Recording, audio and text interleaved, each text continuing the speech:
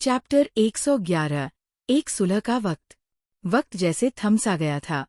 वांग family की तबाही का मंजर देखकर सुई हाओ के पैरों के नीचे से जमीन खिसक गई। दिल दहल उठा था उसका। उसे यकीन हो गया था उसकी मौत अब सिर पर मंडरा रही है। बिल्कुल हड़बड़ाया हुआ, हामफता हुआ, वो सीधे सी ये हान के पास भागा, जैसे जान बचाने का आखिरी मौका हो। घुटनों के बल गिरते हुए गिड़गिड़ाकर बोला, नवे मालिक, मुझसे गलती हो गई। अब समझ आ गया है, मुझे आपकी मना की हुई बात कभी नहीं करनी चाहिए थी। ये औरत, जो चाहे करे आप इसके साथ, जो दिल करे वही करें। बेचारा सुई हाओ तो यही सोच बैठा था कि ऐसी औरत तो उसकी औकात से बाहर है, इसलिए खुद के लिए नहीं बल्कि तोहफे की तरह सी ये हान के आगे परोस दी। पर किसे पता था यही तो उसका काल बन जाएगा। क्या सी ये हान वाकई कोई आम आदमी है? इतनी हसीन लड़की सामने है और वो है कि एक नजर भी नहीं डाल रहा। उधर उस लड़की की आंखों में हैरानी और दिल तोड़ देने वाली मायूसी भर आई थी। उसने कभी सपने में भी नहीं सोचा था कि उसे इस तरह नीलाम कर दिया जाएगा। लेकिन अपनी बेबसी, अपनी औकात जानती थी वो। सफाई देने के लिए एक लफ्ज भी उसकी जुबान से नहीं निकला। बस जमीन पर घुटनों के बल गिरकर फूट फूट कर रो पड़ी। और तभी सोफे पर बैठा वह आदमी, जो अब तक लगातार डिसइंफेक्टेंट टिश्यू से अपने हाथ को पोंछता जा रहा था, अचानक रुका। उसकी नजर बिजली की तरह दरवाजे की तरफ गई। लिन कुए ने सी ये हान की निगाहें देखीं और चौकन्ना होकर बोला, कौन छुपा है वहां? पीछे पर्दे की ओट में ये वान का बदन सिहर उठा। सी ये हान की बर्फीली, चाकू जैसी नजरों से इतनी दहशत छाई कि वो कांपती हुई कमरे के अंदर चली आई। उसके कदमों की आहट के साथ ही पूरा कमरा स्तब्ध हो गया। आंसुओं और माफी की चीखों से भरा माहौल एक पल में थम गया। सुई हाओ भौचक्का रह गया। उसका मुंह खुला का खुला रह गया। वह लड़की भी, जिसे अभी रोते देखा था, अब तो जैसे पत्थर बन गई थी। सबकी आंखें उसी पर टिक गईं। काले, रेशमी बालों वाली एक लड़की, सफेद ड्रेस पहने, दूध जैसी गोरी त्वचा के साथ, और वो आंखें, जैसे जमी हुई नदी पर तारों की झिलमिलाहट। लिन कुए का चेहरा देखते ही फक पड़ गया। ये मुसीबत की पुड़िया यहाँ कैसे आ गई? मन ही मन उसने बुदबुदाया। डरते डरते ये वान ने अपने कपड़ों को ठीक किया, घबराते हुए झुककर बोली, नवे मालिक, मैं यहाँ हूँ। कमरे में सरगोशियाँ उठने लगीं। ये कौन है? क्या सी ये हान औरतों से नफरत नहीं करता था? फिर खुद क्यों एक लड़की को बुलाया? सबकी उम्मीदें थी कि सुई हाओ कोई परी जैसी लड़की ढूंढकर लाया होगा। पर अब इस रहस्यमयी लड़की के सामने बाकी सब तो फीकी पड़ गई थी। सोफे पर बैठे सी ये हान की आंखों में लहू उतर आया। उसकी डरावनी नजर देखकर वान ने गहरी सांस ली। क्यों मैं ऐसे वक्त आई जब वो गुस्से से उबल रहा है? उसने झट से स्थिति को भांपा। वही बर्दाश्त न कर पाने वाला परफेक्शनिज्म, वही जबरदस्त ओसीडी। सी ये हान के लिए तो किसी के छूने का मतलब था अंतहीन घबराहट और घिन। जैसे कुछ लोग दिन में 50 बार हाथ धोते हैं, वैसे ही वो किसी के एक छूने भर से पागलों की तरह खुद को साफ करता। पहली बार जब वान को सी ये हान की इस तकलीफ का पता चला था, तब उसे खुद से भी सवाल हुआ था, क्या मैं औरत नहीं हूँ? फिर मेरे साथ क्यों अलग है? इन्हीं सोचों में डूबी वो सी ये हान के पास पहुंची। सी ये हान का चेहरा और भी काला पड़ गया था। हालात को संभालने के लिए वान फौरन उसके बाजू में बैठ गई। नर्म आवाज में उसे सुकून देने लगी। उसने मुड़कर सू यी से पूछा, तुम्हारे पास डिसइंफेक्टेंट है? हाँ। सू यी ने जल्दी से अपनी जेब से एक छोटी सी स्प्रे की बोतल निकाली और वान को थमा दी। फिर खुद फौरन पीछे हट गया। लिन कुए ने भौहें चढ़ाते हुए कहा, बेकार है। अभी 1 मिनट पहले पूरी बोतल अपने ऊपर उड़ेल चुका है। पर वान बिना ध्यान दिए सी ये हान का हाथ थाम चुकी थी। सबकी सांसें थम गईं। सबकी आंखें फटी की फटी रह गईं। ये वानवान ने सच में सी ये हान का हाथ पकड़ा था और सी ये हान ने हाथ खींचा भी नहीं। न तो कोई गुस्सा, न चिल्लाहट, बस चुपचाप, जैसे कोई मासूम बच्चा अपनी माँ का हाथ थामे बैठा हो। कमरा सन्नाटे में डूब गया। वानवान ने पूरी नरमी से सी ये हान के हाथ पर स्प्रे किया, फिर उसे टिश्यू से साफ किया, फिर धीरे से अपने नर्म गुलाबी होठों से उस सूजी हुई जगह पर फूंक मारी, और फिर एक हल्की सी नन्ही सी प्यारी सी किस। अब ठीक है? उसने मुस्कुराकर पूछा, जैसे किसी जिद्दी बच्चे को मनाती हो। उसके गर्म, नर्म स्पर्श और प्यारी फूंक से सी ये हान की बेचैनी का भयानक तूफान धीरे धीरे शांत हो गया। कुछ पल बाद सी ये हान ने हल्के से सिर हिलाया। लिन कुए ने गुस्से से शराब का घूंट भरा और चिल्लाया, भाड़ में जाए मेरी आंखें, सुई हाओ, भाड़ में जाए। ये सच में काम कर गया।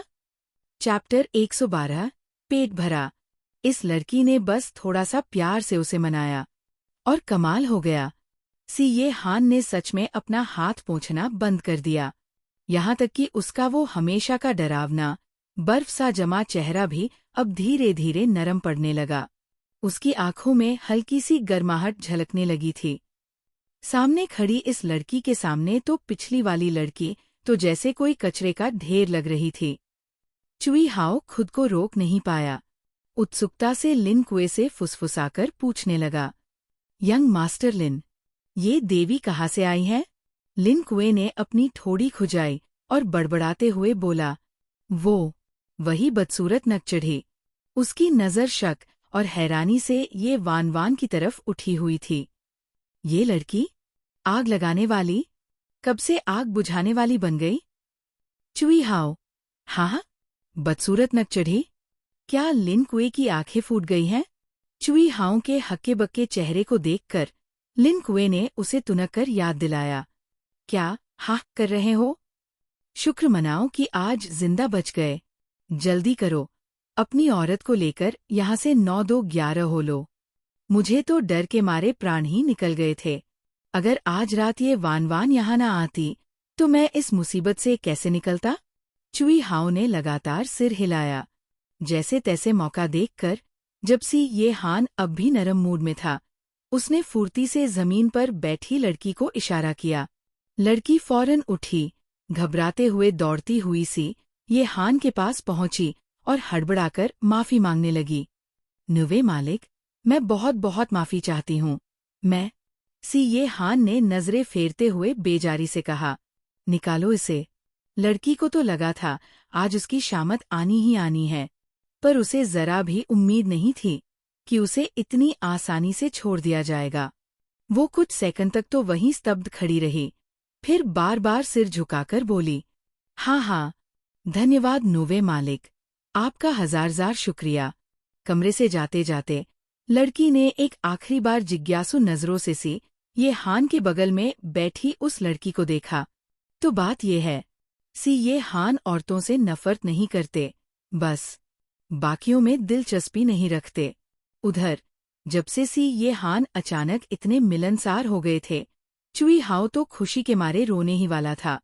नवे मालिक, आज की रात के लिए मैं सच में शर्मिंदा हूँ। मैं अपने आप को सजा के तौर पर 3 पैग पिलाऊंगा। 3 पैग। उसे तो मन कर रहा था कि खुद को जोरदार थप्पड़ लगा दे। वो सोच रहा था, जो लड़की मैं लाया था वो भी मुझे तो बड़ी अच्छी लगी थी। पर क्या पता था कि नवे मालिक के पास तो पहले से ही एक अनमोल रत्न बैठा है। अब समझ आया कि उन्हें जंगल के बाकी शिकारों में कोई दिलचस्पी क्यों नहीं थी। इस समय कमरे में बाकी सबका हाल भी कुछ ऐसा ही था। सबकी नजरें एकटक सी ये हान के पास बैठी उस लड़की पर जमी थीं। लेकिन ये वानवान, वो किसी की तरफ देख भी नहीं रही थी। चुपचाप, पूरी मासूमियत से सी ये हान के पास बैठी थी और बीच बीच में टेबल से मूंगफलियां उठाकर बड़े प्यार से खाती जा रही थी। सी ये हान ने भी ये सब नोटिस किया, लेकिन ये देखकर कि वानवान उसके पास इतनी आज्ञाकारी बच्ची जैसी बैठी थी और उसके चेहरे पर एक छोटी सी नन्ही सी खुश गिलहरी जैसी मुस्कान थी, उसका दिल एक बार फिर से पिघलने लगा।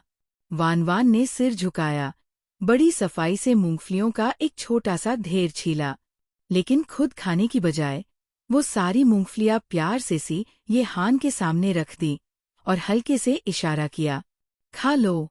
चूंकि सी ये हान ने आज रात सिर्फ ड्रिंक ही किया था, कुछ खाया नहीं था, तो उसने बिना झिझक के वान वान के हाथ से दी हुई सारी मूंगफलियां खा ली। गिल्ट में डूबी हुई वान वान ने ठान लिया था, मुझे किसी भी तरह से उसे खुश करना है। मूंगफलियां खिलाने के बाद उसने उसे पिस्ता खिलाया। फिर फलों की बारी आई। उसकी बस एक ही कोशिश थी, माहौल थोड़ा और अच्छा हो जाए। जहां तक सी ये हान की बात थी, वो अब पीना भी बंद कर चुका था और वान वान जो भी ला रही थी चुपचाप खाता जा रहा था। असल में कमरे के बाकी लोग भी अब देख देखकर पेट भर चुके थे। बेचारे लिनसिल्डॉक्वे का चेहरा तो अब काले बर्तन के तले जैसा हो गया था।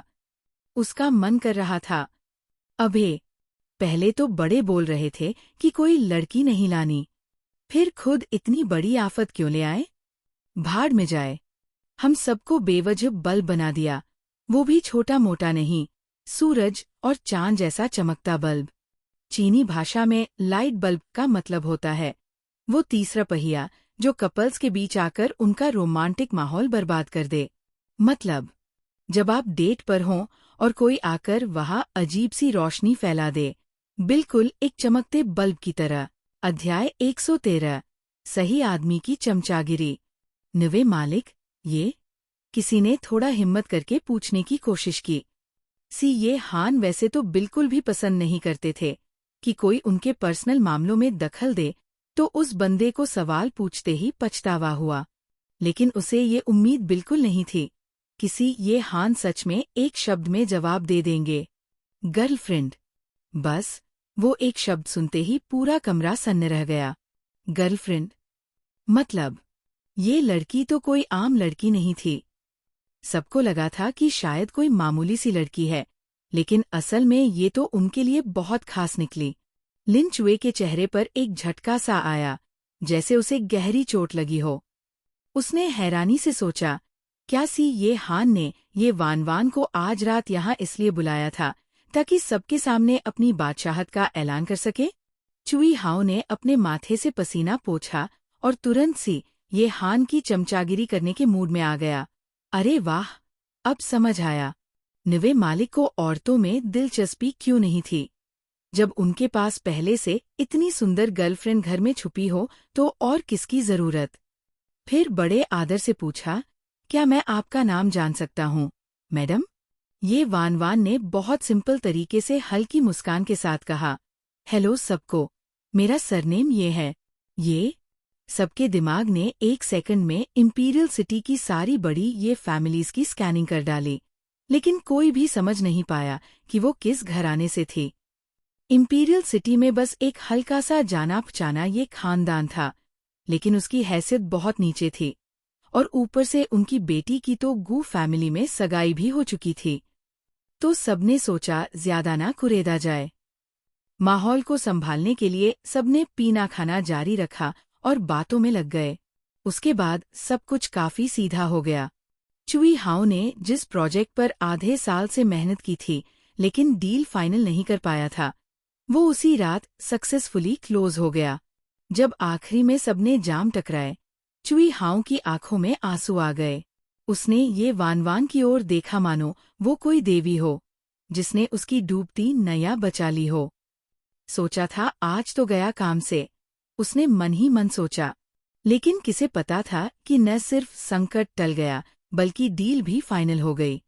पुराने जमाने में ताकतवर मंत्री बादशाह को खुश करने के लिए उनके हरम में सुंदरिया भेजते थे।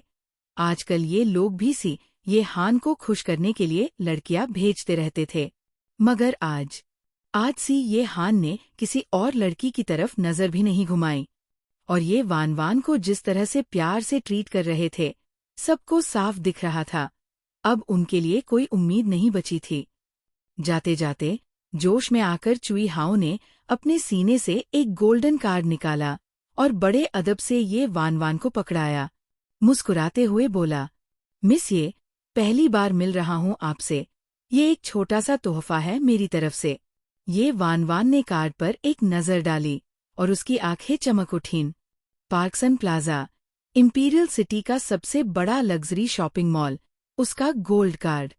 इस कार्ड से वो वीआईपी ट्रीटमेंट और लग्जरी प्रोडक्ट्स पर भारी डिस्काउंट पा सकती थी। और आम लोगों के लिए तो इस तरह का कार्ड पाना लगभग नामुमकिन था, क्योंकि उसके लिए कम से कम 10 मिलियन खर्च करना पड़ता था। चुई हाओ, डैम, ये वान वान को अचानक याद आया। शायद चुई हाओ खुद पार्कसन कॉरपोरेशन के यंग मास्टर थे। ये सोचते ही ये वान वान ने तुरंत कार्ड वापस देने की कोशिश की और ये हान की तरफ देखने लगी, जैसे पूछ रही हो, ले लूं क्या? ये हान ने सीधा चुई हाओ की तरफ देखा, लेकिन उन्हें कोई परेशानी नहीं थी। ले लो, उन्होंने शांत लहजे में कहा। उनकी इजाजत मिलते ही ये वान वान ने बिना किसी झिझक के कार्ड ले लिया। बहुत बहुत धन्यवाद। चुई हाओ ने चैन की सांस ली और जल्दी से बोला, कोई बात नहीं, कोई बात नहीं। मैं समझ नहीं पाया था कि आपको क्या पसंद आएगा, तो सोचा लड़कियों को शॉपिंग पसंद होती है, ये शायद अच्छा लगे। उसे अब समझ आ गया था कि ये हान पर ये वान वान का असर गहरा था, इसलिए उसे भी उसके साथ अच्छे रिश्ते रखने चाहिए। जब ये हान की कार रवाना हुई, लिन चुए ने बगल में खड़े चुई हाओ को देखा और मुस्कुराते हुए कहा, अच्छा सोचा। चुई हाओ ने जबरदस्ती हंसते हुए जवाब दिया, समझदार वही जो वक्त की हवा पहचान ले। लेकिन यंग मास्टर लिन, ये लड़की आखिर है कौन? कुछ हिंट तो दो। लिन चुए ने एक सिगरेट जलाई और बड़े ठंडे अंदाज में बोला, मैं ये तो नहीं बता सकता कि वो कहाँ से आई है। तो फिर? लिन चुए ने धुआं उड़ाते हुए मुस्कुराया और कहा, लेकिन मैं इतना जरूर कह सकता हूँ, तुमने सही आदमी की चमचागिरी की है। अध्याय 114, तुम्हारे लिए मेरी फीलिंग्स। कार रात के अंधेरे में आराम से चलती रही और थोड़ी देर बाद वो स्कूल के गेट पर पहुंच गए। कार के रुकने के बाद ये हान ने अचानक उससे कहा, श्या की किसी भी बात पर विश्वास मत करना। ये वान वान ने ये सुना और हल्की सी चौंक गई। उसने कैजुअली और पूछने की कोशिश की, शिष्या? क्या इसलिए? तुम लोगों का पहले कोई झगड़ा हुआ था और तुम्हें डर है कि वह मुझे कुछ करेगा? ये हान की आवाज बहुत ठंडी थी। तुम्हें बस उसी हिसाब से रिएक्ट करना है। ओह, ठीक है। ये वान वान ने सिर हिलाया। एक पल में माहौल थोड़ा जम गया। कुछ देर चुप बैठने के बाद उसने सामने बैठे आदमी को गंभीरता से देखा और हर शब्द को साफ साफ बोलते हुए कहा, ये हान, जब से मैंने तुम्हारे साथ प्रॉपरली दोबारा शुरू करने का वादा किया है, मैं अपना वादा कभी नहीं तोड़ूंगी और मैं तुम्हारी बात सुनूंगी। लेकिन उससे पहले तुम्हें भी मुझे उसी लेवल का ट्रस्ट देना होगा। ये वान वान एक पल के लिए रुकी और फिर बोली, वरना मैं आधे रास्ते में हार मान लेने की संभावना को खत्म नहीं करूंगी। क्या तुम मुझे धमकी दे रही हो? आदमी ने धीमी आवाज में कहा, जो उसके गले में लिपटे जहरीले सांप की तरह थी। कार और भी ज्यादा ठंडी हो गई थी। उसने अपनी कमर के इर्द गिर्द उसके बाजुओं के तनाव को महसूस किया। ये वान वान ने खुद को शांत करने के लिए गहरी सांस ली। मैं मानती हूँ, मैं तुमसे बहुत डरती हूँ और मेरे पास तुमसे लड़ने की कोई ताकत नहीं है। मेरी आज़ादी, मेरी इज्जत, मेरा शरीर, जो भी है, तुम सब ले सकते हो। लेकिन कुछ चीजें हैं जिन पर मुझे कंट्रोल चाहिए। मेरा प्यार, मेरा दिल और मेरी जिंदगी। ये वान वान अचानक झुकी और उस आदमी के टाइट बंद होठों को चूम लिया। ऑफ कोर्स, फिलहाल मुझे लगता है मैं तुम पर ज्यादा फिदा हो गई हूँ। जैसे ही ये वान वान के मुंह से ये शब्द निकले, उस आदमी की आंखों में हैरानी की एक हल्की सी झलक दिखी, जबकि कार में जमी हुई बर्फ धीरे धीरे दरक कर हवा में घुलती हुई महसूस हो रही थी। तुमने अभी क्या कहा? उसने गहरी आवाज में पूछा। ये वान वान ने अपना सिर हल्का सा तिरछा किया। मैं आधे रास्ते में हार मान लेने की संभावना को खत्म नहीं करूंगी। ये हान ने अपनी गहरी नजर से उसे घूरा और ठंडे लहजे में कहा, ये वाक्य नहीं। ये वान वान ने सोचा, मैं तुमसे बहुत डरती हूँ। सी ये हान ने अपनी आंखें संकुचित कर ली। ये वान वान। आदमी की बेचैनी देखकर ये वान वान अपनी हंसी रोक नहीं पाई और धीरे धीरे दोहराया, मैंने कहा, मुझे लगता है मैं तुम्हें ज्यादा और ज्यादा पसंद करने लगी हूं। सी ये हान ने उसे घूरा और वो अब भी असंतुष्ट था। एक्स्ट्रा शब्द हटा दो। ठीक है, मैं तुम्हें ज्यादा और ज्यादा पसंद करने लगी हूं। ये वान वान ने समझदारी से लगता है शब्द हटा दिया। पसंद। आदमी ने उसकी आंखों में गहराई से देखा। कैसी? कैसी पसंद? ये वान वान ने आंखें झपकाईं। ओह, वो वाली पसंद जहां मैं तुम्हारे साथ सोना चाहती हूं। अगले ही पल उस आदमी की पुतलियां अचानक सिकुड़ गई, जैसे वह किसी दर्दनाक याद में डूब गया हो। इससे पहले कि ये वान वान उसकी नज़र के पीछे के भाव को समझ पाती, वो अगले ही सेकंड झुका और जोर से उसके होठों को चूम लिया, उसकी हर एक नाजुकता और सांस को सोखते हुए। और ये पहले के किसी भी वक्त से कहीं ज्यादा तीव्र था। ये वान वान ने उसे आज्ञाकारी बच्ची की तरह खुद को चूमने दिया, जबकि उसने अंदर ही अंदर राहत की गहरी सांस ली। ऊपर से वह मुस्कुराती और शांत दिख रही थी, लेकिन सच में वो इतनी नर्वस थी कि उसका दिल उसकी छाती से बाहर निकलने को हो रहा था। उसने सच में सी ये हान को धमकी देने की हिम्मत की थी, भले ही वो जानती थी कि ये बहुत खतरनाक और मौत को न्योता देने जैसा था। कुछ चीजें, कुछ सिद्धांत थे जिन्हें उसे साफ साफ जाहिर करना ही था, वरना वह अपनी स्थिति को बदले बिना बस पीछे हटती ही रहती।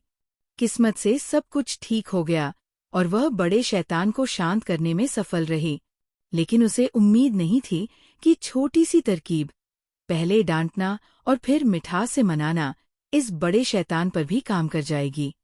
क्या रहस्यमयी बड़ा शैतान है। बहुत देर बाद उस आदमी ने आखिरकार अपना चुंबन खत्म किया और उसके कान में फुसफुसाया, वान वान, मुझे छोड़ने के बारे में कभी मत सोचना, वरना मैं गारंटी नहीं दे सकता कि मैं क्या करूंगा। अध्याय 115 फ्लैशबैक। बीती यादें। ये वान वान का सिर घूम रहा था, उसके दिमाग में ऑक्सीजन की कमी हो गई थी और वह एक सपने जैसे हालात में थी। 2 जिंदगियां जीने के बाद भी वो ये समझ नहीं पा रही थी कि इस आदमी के दिल में उसके लिए कैसी फीलिंग्स है। अपनी पहली जिंदगी में उसकी मौत बहुत अचानक हुई थी। उसे याद था कि उस वक्त एक बड़ी लड़ाई के बाद सी ये हान आखिरकार तलाक के लिए राजी हो गया था। उसने तलाक का सर्टिफिकेट लिया और सबसे पहला काम जो उसने किया वह गु यूएजे को ढूंढना था। शेन मेंकी की जानबूझकर गलत राह दिखाने की वजह से वो हमेशा से ये सोचती आई थी कि उसके पास शुरू से ही चांस था। उसने सोचा था कि गु यूएजे अब भी उससे प्यार करता है और उसे बचाना चाहता है, लेकिन वह कुछ नहीं कर सकता क्योंकि वह सी ये हान की पावर से दबा हुआ था। तलाक की प्रक्रियाएं पूरी करने के बाद सी ये हान ने सच में उसे जाने दिया, और सिर्फ इतना ही नहीं, वह उसे खुद गु यूएजे तक छोड़ने गया। लेकिन जब वो उस अपार्टमेंट पर उम्मीद से भरे दिल के साथ उसे ढूंढने गई जो उसके पिता ने उसके लिए खरीदी थी, शुरू में उसका और गु यूएजे का हनीमून के लिए, तो उसने गु यूएजे और ये यी को बिस्तर पर नंगे हालात में लौटते हुए देखा। वह दरवाजे पर बुद्धू की तरह खड़ी रही और दरवाजे की दरार से सब कुछ देखा। गु यूएजे और ये यी के डायलॉग से दिल तोड़ने वाली सच्चाई जानने के बाद उसका दर्द और बढ़ गया। उसके पिता की पावर का शुरू से लेकर अंत तक ये यी और उसके दूसरे चाचा ने मिलकर साजिश की थी। यहाँ तक कि गु यूएजे ने भी उसमें हिस्सा लिया था। जब वो अभी भी ये वान वान को डेट कर रहा था, वो पहले से ही छुपकर ये यी के साथ था। उसकी बेवकूफ़ी ही वो असली गुनाहगार थी जिसने उसके पूरे परिवार को बर्बाद कर दिया। उसने दरवाज़ा धक्का दिया और पागल औरत की तरह उस हरामी जोड़े पर चिल्लाने के लिए अंदर घुस गई। आखिर में उसे गु यूएजे की घिन और ये यी की घमंडी नफरत और मजाक मिला।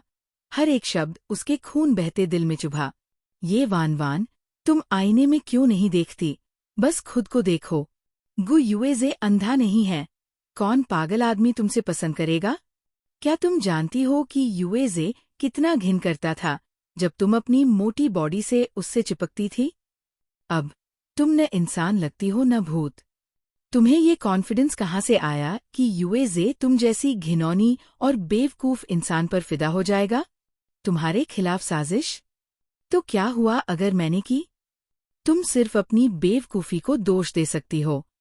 वैसे भी ये सब इसलिए हुआ क्योंकि तुमने बेशर्मी से अपने पापा की पावर और स्टेटस का इस्तेमाल यूएजे को पहले तुमसे शादी करने के लिए फोर्स करने के लिए किया था।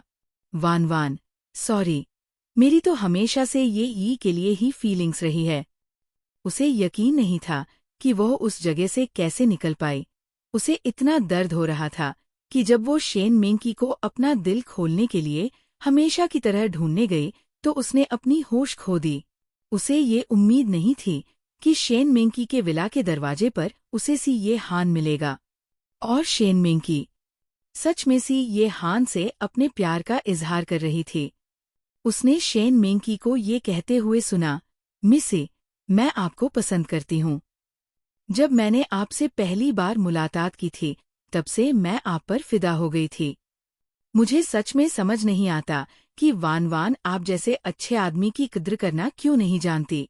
अगर मैं होती तो मैं डेफिनेटली आपको अपना सब कुछ दे देती। उसने अभी सी ये हान से तलाक लिया था और ये उसकी बेस्ट फ्रेंड जो हमेशा उसके साथ खड़ी रही थी और उसके साथ सी ये हान की बुराई करती थी। सच में उसने अपनी पीठ दिखा दी और अपने एक्सेस बैंड से कन्फेस कर लिया। वह उस वक्त पूरी तरह से स्टन्ड हो गई थी और उसने नहीं सुना कि सी ये हान ने क्या कहा। उसे बस इतना याद था कि सी ये हान का चेहरा ठंडा बना रहा। शायद उसने उसे रिजेक्ट कर दिया था और शेन मेंकी का शर्मिला चेहरा तुरंत पीला पड़ गया था। सी ये हान के जाने के बाद उसे आखिर होश आया और वह घबराकर शेन मेंकी का सामना करने के लिए भागी ये पूछने के लिए कि उसने ऐसा क्यों किया। अध्याय 116 सबके लिए खुशी का दिन। और शायद अभी रिजेक्ट होने की वजह से शेन मेंकी ने अपना गुस्सा उस पर निकाला। उसने बहुत मालिशियस टोन में नफरत से भरे चेहरे के साथ उसे घूरा और उसे वह सब कुछ बताया जो उसने किया था। उसने उसे बताया कि कैसे उसने इन सालों में उसे बेवकूफ बनाया, इस बात पर घमंड किया कि कैसे उसने उसके बड़े भाई को इस्तेमाल करने के बाद बोरिया बिस्तर बंद करवा दिया और उसकी सबसे बड़ी दुश्मन ये यी के साथ एलायंस बना लिया। उसने उसे बुरी तरह से मारने की बद्दुआ दी और घुर्राया कि वह सी ये हान के लायक नहीं थी। उसने इतने सालों तक लड़ाई की और संघर्ष किया, इतने सालों तक रेजिस्ट किया, सब एक लालची और क्रूर प्लेबॉय के लिए। उसकी बेस्ट फ्रेंड जिसे वह अपनी सगी छोटी बहन की तरह ट्रीट करती थी ने शुरू से ही उसे नुकसान पहुंचाया था। उसके पति पर निशाना साधा था और उसकी मौत की उम्मीद की थी। जिनसे वो प्यार करती थी और जिन पर विश्वास करती थी वो सब एक दिन में चले गए और उसकी दुनिया बिखर गई। उसे उसके बाद कुछ याद नहीं था क्योंकि उसकी मानसिक स्थिति बहुत खराब थी। उसे ये भी नहीं पता था कि उसकी मौत किसने की। बस वो इतना याद कर सकती थी कि अंधेरे में उसके पूरे शरीर में दर्द हो रहा था, जैसे उसकी आत्मा जल रही हो। आखिरकार इस दुनिया में बहुत से लोग थे जो उसे मरा हुआ देखना चाहते थे। शेन मेंकी, ये यी, किन रुओशी, खासकर किन रुओशी। आखिरकार उसने मिसेस सी की पोजीशन उससे छीन ली थी। किन रुओशी के फैमिली बैकग्राउंड के साथ उसे बस कुछ ट्रिक्स खेलने थे ताकि ये वान सी फैमिली की दुश्मन बन जाए। सी फैमिली की रिस्पेक्टेड ओल्ड मैडम से लेकर सीनियर क्लैन मेंबर्स तक एक भी ऐसा इंसान नहीं था जो सी ये हान के बगल के दाग को हटाना नहीं चाहता था। उसे नेचुरली सी ये हान पर शक था। क्या ऐसा हो सकता है कि वो अभी भी मुझे जाने देने से अपसेट हो, और क्योंकि वह मुझे पा नहीं सका तो उसने सोचा कि क्यों न मुझे ही हमेशा के लिए हटा दिया जाए। इस सोच ने उसके दिल की गहराइयों तक ठंडक भेज दी। आखिरकार अपनी पहली जिंदगी में सी ये हान की पर्सनालिटी के साथ उसके लिए इतनी आसानी से उसे जाने देना सच में बहुत सरप्राइजिंग था। उसके लिए ये विश्वास करना बहुत मुश्किल था कि उसने सच में उसे जाने दिया होगा। लेकिन दूसरी तरफ उसे सी ये हान का शुक्रिया अदा करना चाहिए। अगर वो ना होता तो उसे कभी सच्चाई पता नहीं चलती और अपने आसपास के सभी लोगों के असली रंग नहीं दिखते। उसे यकीन नहीं था कि बाद में क्या एक्सीडेंट हुआ, लेकिन वह अभी तक सारे शॉक से रिकवर भी नहीं हुई थी या बदला लेने की प्लानिंग भी शुरू नहीं की थी कि वह इनएक्सप्लिकेबली अननेचुरल डेथ से मर गई। क्या सोच रही हो? आदमी की धीमी वार्निंग उसके कानों में गूंजी। अभी का वह पल और लड़की के चेहरे के एक्सप्रेशंस ने उसे अनकंफर्टेबल फील करवाया। वो ऑब्वियसली उसके बगल में थी, लेकिन ऐसा लग रहा था जैसे वह किसी भी वक्त गायब हो सकती है। पहली बार उसे एहसास हुआ कि वो उसे समझ नहीं पा रहा था। वह कंट्रोल से बाहर होने की फीलिंग बर्दाश्त नहीं कर सकता था। ये वान ने उसका दुखी चेहरा देखा और मासूमियत से कहा, ऑफ कोर्स मैं तुम्हारे बारे में सोच रही थी। डैम, मुझे तो उसके सामने डिस्ट्रैक्ट होने की भी परमिशन नहीं है। क्या तुम मेरा दिमाग खाली करना चाहते हो, उसमें घुसना चाहते हो और सिंहासन पर बैठना चाहते हो?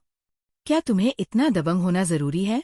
भले ही लड़की का टोन अनडेनिएबली फेक था, उसका चेहरा फिर भी हल्का हो गया। जल्दी घर वापस जाओ और इधर उधर मत घूमना। ठीक है, मैंने रिसेंटली एक भी क्लास मिस नहीं की है, राइट? मैं लेट भी नहीं हुई और कभी जल्दी भी नहीं गई। ये वान ने सीट बेल्ट खोली, उसे हमेशा की तरह फेयरवेल किया और कार से उतर गई। Good night. ये वान के उतरने से 1 सेकंड पहले उसने नोटिस किया कि कार सीट के आगे वाले रैक में होम ट्यूटरिंग मटेरियल्स का ढेर पड़ा हुआ था। ये देखकर ये वान का दिल जोर से धड़क उठा। क्या वह मुझे स्कूल जाने से रोकने के लिए होम ट्यूटरिंग मटेरियल्स ला रहा है? अगर मैंने अभी लड़ाई नहीं की होती और अपने लिए स्टैंड नहीं लिया होता, तो क्या इसका मतलब यह होता कि मुझे आज रात जिन गार्डन में बंद कर दिया जाता? इतना करीब। ये वान के जाने के बहुत देर बाद शुयी अभी भी ड्राइवर सीट पर डेज बैठा था, अपनी होश में नहीं आ पा रहा था। जब उसने ये वान को नॉम्वे मालिक को धमकी देते हुए देखा तो वो इतना डर गया था कि उसकी आत्मा ही गायब हो गई थी। आखिर में ये वान ने नॉम्वे मालिक को डंडे से पीटा, फिर उसे मीठा खजूर खिलाया। वो टाइगर की मूंछों को खरोंचने के बाद भी बिल्कुल ठीक थी और उसने तो उसका पूरा पेट कुत्ते के भोजन से भर दिया था। और तो और, क्या नॉम्वे मालिक का अब ये वान को स्कूल जाने से रोकने का इरादा नहीं था? उसने तो वर्ल्ड वॉर के लिए खुद को ब्रेस कर लिया था, लेकिन आखिर में कुछ नहीं हुआ। शुये।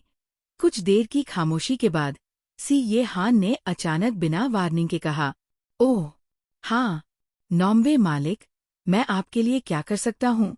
सब खत्म हो गया। वो अभी भी गुस्सा करेगा। शुयी की नसें बहुत टेंस थी। ये हान की नजर रात में छोटी सी फिगर का पीछा कर रही थी जब वो शांति से बोला, इस महीने तुम्हारी सैलरी डबल होगी, जिन गार्डन के सभी नौकरों के साथ। शुयी स्पीचलेस था। ओह, क्या मैं जान सकता हूँ क्या हुआ? ये अच्छी किस्मत बहुत अचानक आई है। शुयी कम से कम 3 मिनट तक बुद्धू बना रहा, फिर होश में आया। क्या ऐसा हो सकता है? क्योंकि ये वान ने अभी कहा था कि वह उसे ज्यादा और ज्यादा पसंद करने लगी है। तो क्या हम सबको सेलिब्रेट करना चाहिए? अध्याय 117। मैं तुम्हारे साथ काम करूंगी। स्कूल में छोटी झील के पास जियांग यान रान वहां लगभग 2 घंटे तक बैठी रही। इस पूरे वक्त में सोंग जी हांग ने उसे कई बार धमकियों और वार्निंग्स के साथ नेगोशिएट करने के लिए कॉल किया। जब उसने सोंग जी हांग की अपनी तरफ डिस्पनमेंट और घिन के बारे में सोचा, तो उसे ऐसा लगा जैसे उसके दिल में छुरा घुस गया हो। लेकिन उस पोस्ट को डिलीट करवाना वह ये कैसे बर्दाश्त कर सकती थी? जैसे ही वो सोच रही थी, उसने कैजुअली अपने फोन को स्क्रॉल किया और देखा कि उस पोस्ट के नीचे एक नया रिप्लाई आया है। उसकी पुतलियां तुरंत सिकुड़ गईं। मैं उसे अपने सपनों में 1000 बार ढूंढता हूँ। ये फैमिलियर आईडी ऑब्वियसली सोंग जी हांग की थी। मैं उसे अपने सपनों में 1000 बार ढूंढता हूँ। सबको, मैं सोंग जी हांग हूँ। पहली बात, मेरा जियांग यान रान से कोई लेना देना नहीं है। वो एंगेजमेंट बस हमारे परिवारों के बीच एक मजाक था। दूसरी बात, शेन मेंकी ने मुझे वॉलंटरीली किस नहीं किया। मैं ही था जो ऐसी खूबसूरती को किस करने से खुद को रोक नहीं पाया। मिंकी ने ग्रेजुएशन के बाद हमारे साथ होने के बारे में भी कुछ नहीं कहा। उसने बस इतना कहा कि वह अभी पढ़ाई पर ध्यान देना चाहती है। तीसरी बात, मैंने शुरू से सिर्फ एक इंसान को पसंद किया है, शेन मिंकी। अगर किसी को कुछ कहना है तो मुझे कहो। मासूम लोगों को हर्ट मत करो। सॉन्ग जी-हांग, तुम अच्छे हो, बहुत अच्छे। हर एक बचाव का शब्द पढ़ते हुए जियांग यानरान ने अपने होठों को जोर से काटा, क्योंकि उसके मुंह में खून का स्वाद भर गया था। और उस पोस्ट के बाद आने वाले रिप्लाईज उसके दिल पर छुरे की तरह लग रहे थे। वाओ, ओरिजिनल मालिक आ गया। मुझे अचानक कैप्टन सॉन्ग बहुत डैशिंग लग रहा है। क्या मैं अकेली हूँ जिसे जियांग यानरान पर तरस आ रहा है? वह सॉन्ग जी-हांग को पहले से जानती थी, राइट? आखिर में उसे ऐसे ही कोने में ढकेल दिया गया। और तो और, सॉन्ग जी-हांग की बातें पूरी तरह से सच नहीं भी हो सकती है, लेकिन इसका कोई इलाज नहीं है। रिलेशनशिप्स में दो लोगों को एक दूसरे से प्यार करना होता है। उसने पहले ही कह दिया कि उसने उसे कभी पसंद नहीं किया, और ये बस उसकी तरफ से विशफुल थिंकिंग थी। उसे ब्लेम करो कि वह उसे पा नहीं सकी। इसका शेन मिंकी से क्या लेना देना है? सॉन्ग जी-हांग का चॉइस भी इंडिस्प्यूटेबल था, राइट? अगर मैं होती तो मैं भी क्लास ब्यूटी को ही चुनती। हाँ। भले ही सॉन्ग जी-हांग ने जो कहा उसके बारे में अभी भी कुछ लोग शकी थे, और उन्हें लगा कि शायद उसने वह बातें जानबूझकर शेन मिंकी को डिफेंड करने के लिए कही थी। लेकिन सॉन्ग जी-हांग के रिप्लाई ने फिर भी डिस्कशन का रुख बदलने में कामयाबी हासिल की, और किंग ही में शेन मिंकी की पॉपुलैरिटी को भी बढ़ाया। उसी वक्त ये वान वान अपने डॉम वापस आ गई। उसे यकीन नहीं था क्यों, लेकिन उसे लगा कि जो सेंटेंस उसने आज रात एक्सीडेंटली कहा था, वो वाली पसंद जहां मैं तुम्हारे साथ सोना चाहती हूँ, अजीब तरह से फेमिलियर लग रहा था। जैसे उसने ये फ्रेज पहले कभी किसी से कहा हो, लेकिन वह आदमी डेफिनेटली गु यूएजे नहीं था। आखिर उसे वो हर एक बात साफ साफ याद थी जो उसने कभी गु यूएजे से कही थी। डैम, मैंने किसी से ऐसी बात कही और मैं भूल गई कि वो कौन था। मैं इतनी डिग्रेडिंग चीज कैसे कर सकती हूँ? ये वान वान ने अपने दिमाग से फालतू की बातें निकाली, और वह सोने ही वाली थी कि उसका फोन अचानक बजा। डिस्प्ले पर जियांग यानरान का नाम दिखा रहा था। ये वान वान ने अपनी भौहें उठाई और जवाब दिया, हेलो। कॉल कनेक्ट होते ही जियांग यानरान की इमोशनल आवाज तुरंत रिसीवर से आई, ये वान वान, तुम वो पोस्ट डिलीट नहीं कर सकती। मैं तुम्हारे साथ हर तरह से काम करने को राजी हूँ।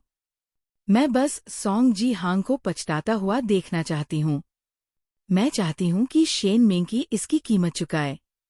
क्या अचानक एटीट्यूड में बदलाव आया है? लगता है शेन मिंकी ने सॉन्ग जी-हांग के साथ चीजें सॉर्ट आउट कर ली है और उसे पर्सनली अपनी इनोसेंस प्रूव करने को कह दिया है। कोई प्रॉब्लम नहीं, ये वान वान ने जवाब दिया। मुझे बताओ, मुझे अभी क्या करना चाहिए? इतनी जल्दी मत करो मेरी बड़ी मिसी। तुम पहले मेरे रूम पर आ सकती हो और हम आराम से डिस्कस कर सकते हैं। ये वान वान ने अभी बात खत्म ही की थी कि उसे एहसास हुआ कि उसके शब्द अजीब लग रहे थे, जैसे कहीं कुछ गलत हो गया हो, जैसे एंटरटेनमेंट सर्कल के अनस्पोकन रूल की कोई क्लासिक लाइन।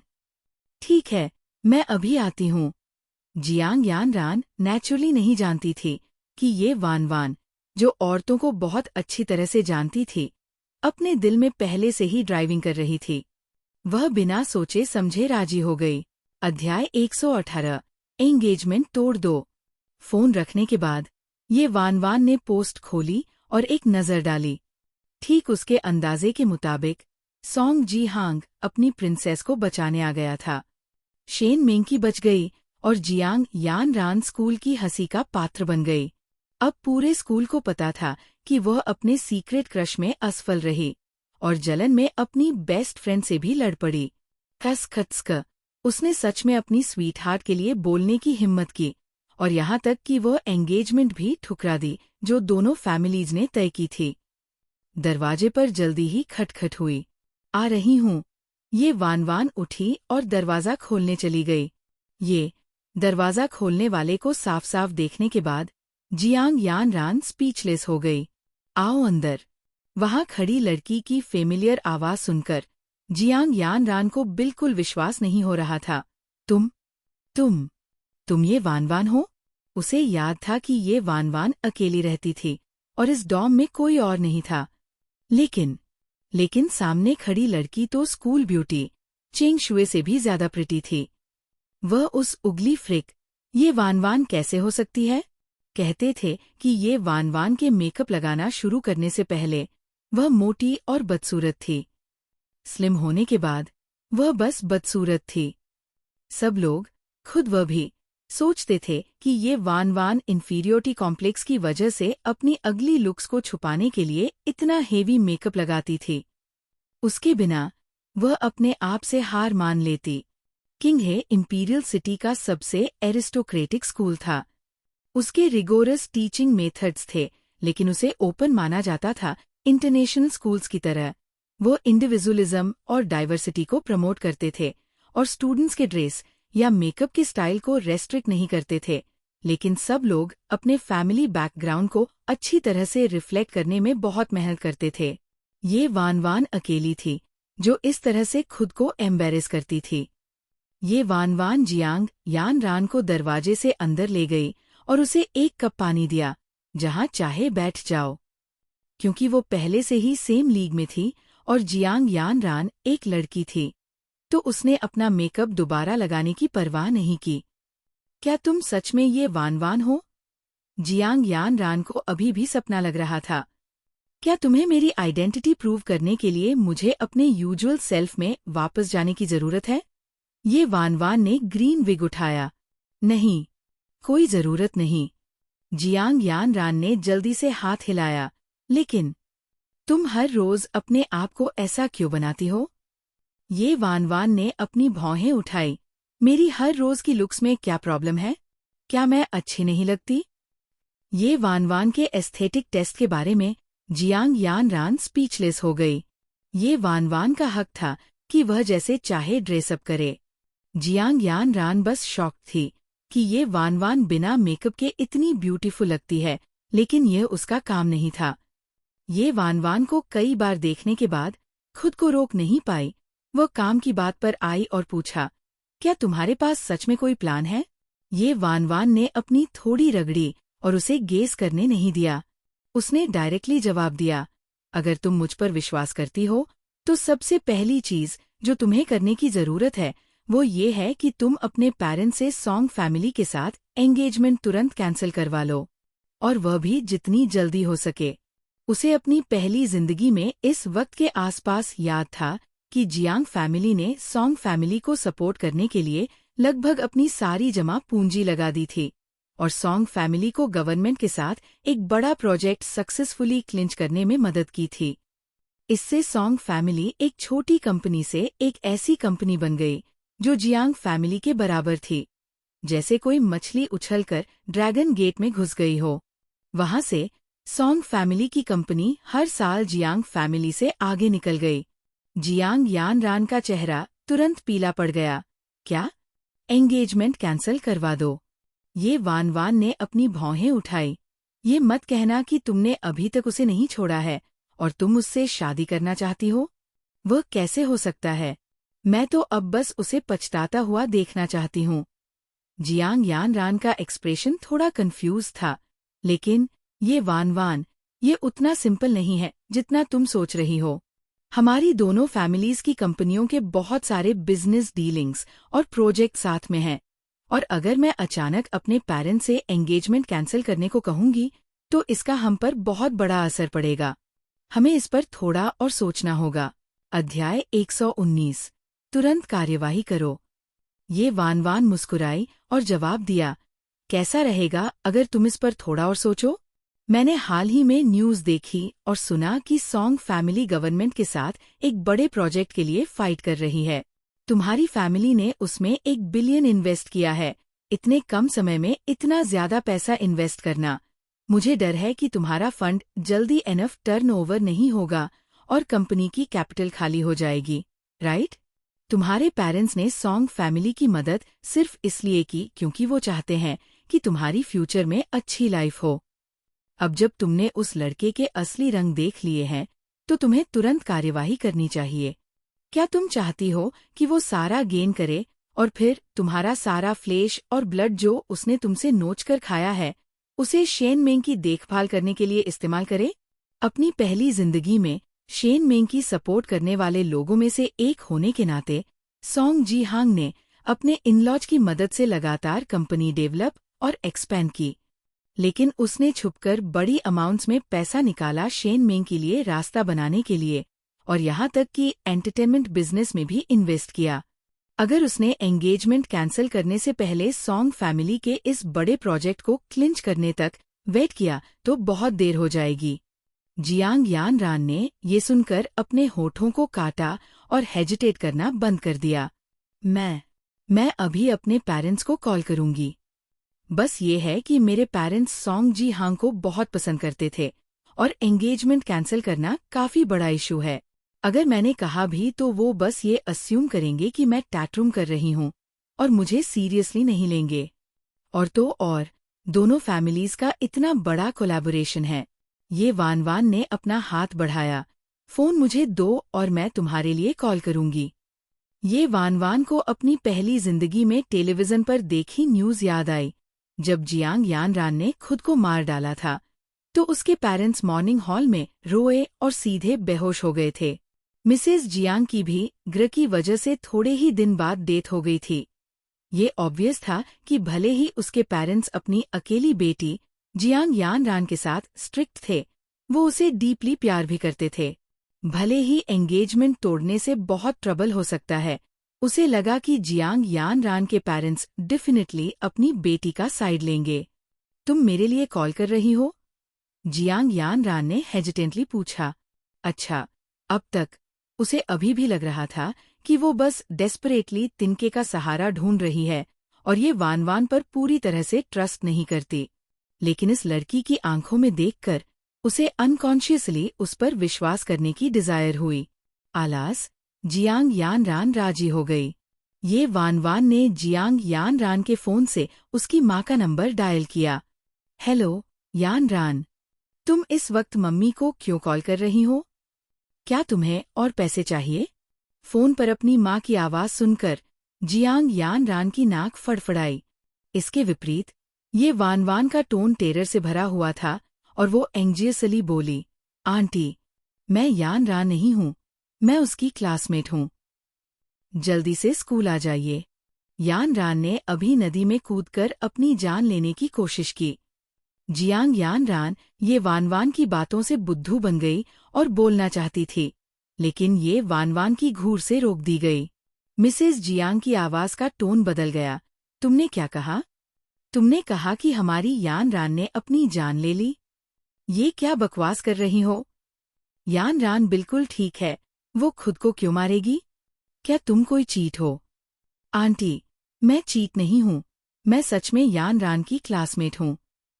लेकिन आप चिंता मत कीजिए, लकीली हमने उसे टाइम पर ढूंढ लिया तो वो डेंजर में नहीं है।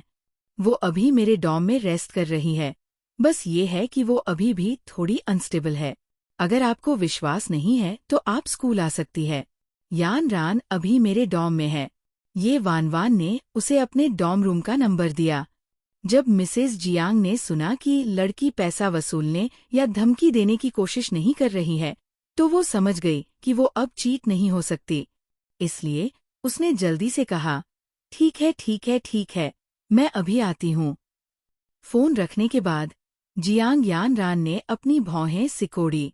वान वान, ऐसा करके, क्या झूठ बोल रही हूँ?